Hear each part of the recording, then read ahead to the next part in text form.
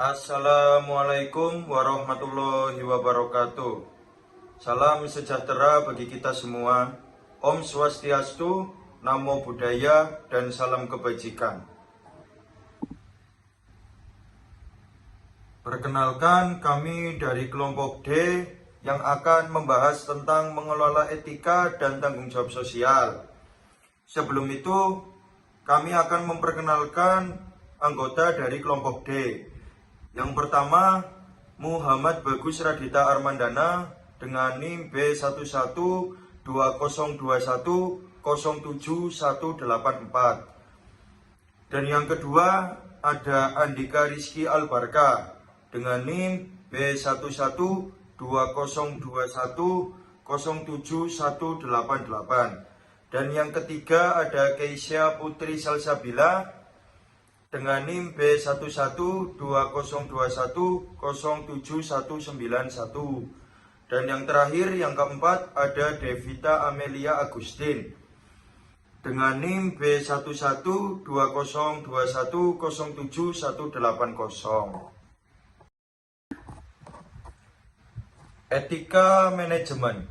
Etika manajemen adalah sekumpulan standar, kepercayaan, dan juga pemikiran manusia atas tindakan yang dilakukannya pada sebuah organisasi yang dapat menimbulkan manfaat atau kerugian bagi organisasi atau perusahaan. Nah, yang pertama itu ada wilayah hukum. Nilai-nilai dan standar-standar ditulis dalam sistem hukum dan diselenggarakan di pengadilan.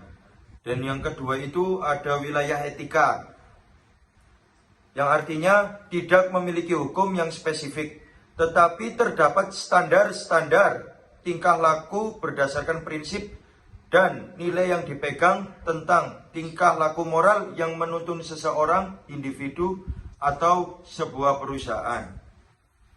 Dan yang ketiga ada wilayah pilihan bebas. Bidang dari pilihan bebas berada di ujung seberang timbangan dan berhubungan dengan perilaku yang tidak bisa tersentuh hukum, dan kebebasannya sangatlah dinikmati oleh individu atau organisasi. Nah, terus kita di sini akan membahas dari kriteria pengambilan keputusan yang etis. Yang pertama itu ada pendekatan bermanfaat, pendekatan individualisme, pendekatan hak-hak moral, dan pendekatan keadilan. Nah, kita akan menjelaskan arti dari pendekatan-pendekatan tersebut. Ada pendekatan bermanfaat yang didukung oleh Jeremy Bentham dan John Stuart Mill, yang menyatakan bahwa perilaku moral menghasilkan kebaikan paling besar bagi jumlah yang lebih besar. Di bawah pendekatan ini, seorang pengambil keputusan diharapkan untuk mempertimbangkan dampak dari setiap keputusan yang ada terhadap semua pihak dan memilih keputusan yang mengoptimalkan keuntungan jumlah orang yang lebih besar. Nah, kita akan menjelaskan arti dari pendekatan-pendekatan tersebut. Ada pendekatan bermanfaat yang didukung oleh Jeremy Bentham dan John Stuart Mill, yang menyatakan bahwa perilaku moral menghasilkan kebaikan paling besar bagi jumlah yang lebih besar. Di bawah pendekatan ini, seorang pengambil keputusan diharapkan untuk mempertimbangkan dampak dari setiap keputusan yang ada terhadap semua pihak dan memilih keputusan yang mengoptimalkan keuntungan jumlah orang yang lebih besar. Dan yang ketiga ada pendekatan hak-hak moral. Pendekatan hak-hak moral menyatakan bahwa umat manusia memiliki hak asasi dan kebebasan yang tidak bisa direbut oleh keputusan satu individu. Oleh karenanya, sebuah keputusan yang dapat diterima secara etika adalah keputusan yang dengan sangat baik menjaga hak-hak orang-orang yang akan terkena akibatnya. Dan yang keempat, ada pendekatan keadilan. Pendekatan keadilan menyatakan bahwa keputusan moral harus didasarkan pada standar-standar keadilan, kejujuran, dan ketidakberat-sebelahan. Assalamualaikum warahmatullahi wabarakatuh. Perkenalkan, nama saya Andika Rizky, nomor NIM B112021071188. Saya akan menjelaskan tentang pendekatan hak-hak moral. Hak-hak moral dibagi menjadi 6. Nomor 1 yaitu hak persetujuan bebas, yaitu individu akan diperlakukan hanya jika individu tersebut secara sadar dan tidak dipaksa setuju untuk diperlakukan. Yang kedua, ada hak atas privasi. Individu dapat memilih untuk melakukan apa yang ia inginkan di luar pekerjaannya dan memegang kendali akan informasi tentang kehidupan pribadinya.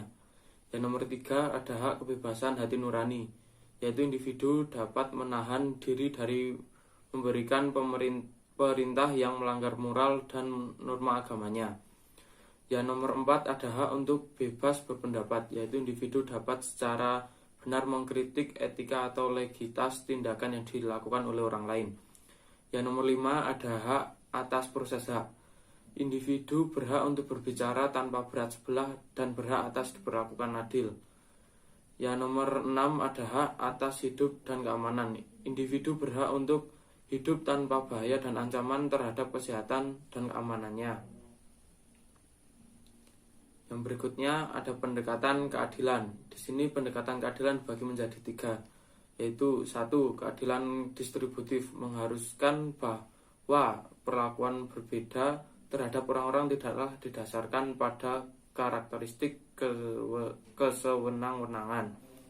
Nomor 2, ada keadilan kompensasi, mengatakan bahwa individu harus diberikan kompensasi atas cedera yang dideritanya yang disebabkan oleh pihak yang bertanggung jawab.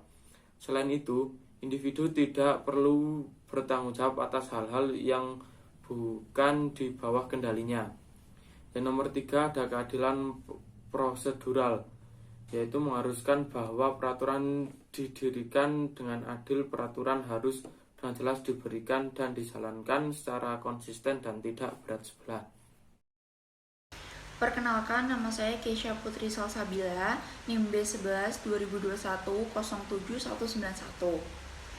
Tanggung jawab sosial. Pengertian formal tanggung jawab sosial perusahaan adalah kewajiban manajemen untuk membuat pilihan dan melakukan tindakan yang akan berperan terhadap kesejahteraan dan kepentingan masyarakat serta organisasi.